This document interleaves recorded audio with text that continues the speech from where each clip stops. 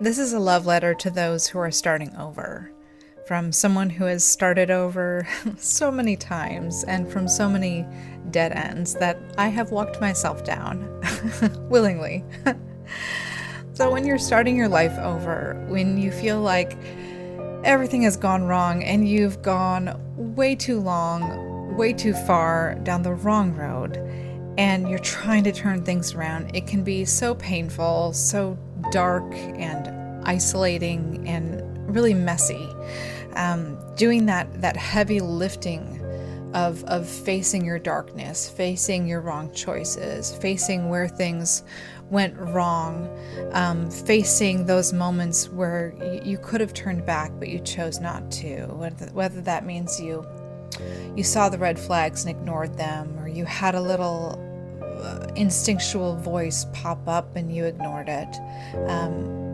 As we start to clear out these dusty attics in our heads and figure out what to do next with all of this, it can feel like walking through a horror movie of our own design. All the old traumas emerge, the old lies that we compounded into actions over time that we took as adults, right? These stories that we heard as kids that we internalized and ended up creating in our own reality.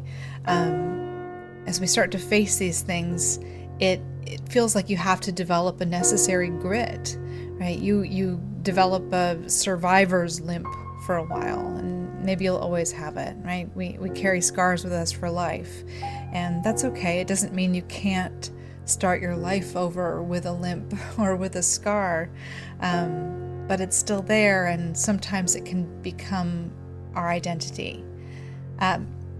There's a line in the movie Women Talking, and I love it, and I had to write it down, and it goes like this: when we have liberated ourselves, we will have to ask ourselves who we are.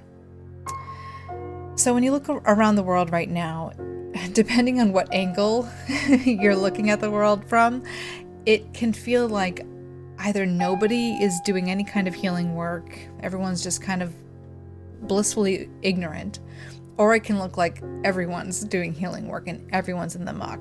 And for me, my particular standpoint is, as someone who's been working on healing herself, is it feels like, oh my God, everyone's doing the work of liberating themselves. And yet, this isn't a place where we want to stay, right? Sometimes you can look around and feel like, oh my goodness, you could just stay in your healing bubble forever. You could stay here and identify with your own stuckness. All of my life, I thought that beauty and pleasure and joy, my own in particular, my own experiences of joy, were extraneous and unnecessary. So if you wanted a more beautiful life, a more artful life, a more joyful life, more pleasurable life, then somehow you were acting fancy, or you were acting like you were too good for where you came from, or you thought that you were better than other people, or you were just wasting your time, right? How many of us get the message that art is extraneous, that beauty is frivolous?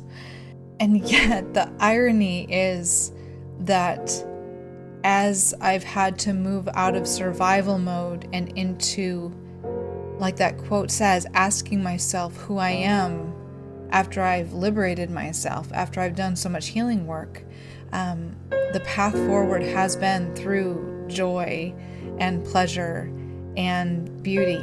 It wasn't until I reclaimed those elements of my life, one little square inch at a time, that I started to really feel like my life was moving forward again, and out of the deep, dark muck of starting over and into actually walking forward down a new road.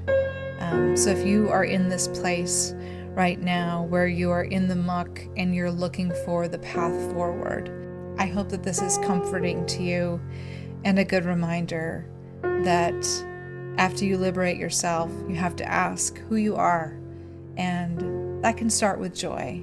In fact, it has to, because you have to have something to hope for. There has to be something beautiful on the road ahead, and you're the only one who can give yourself access to that.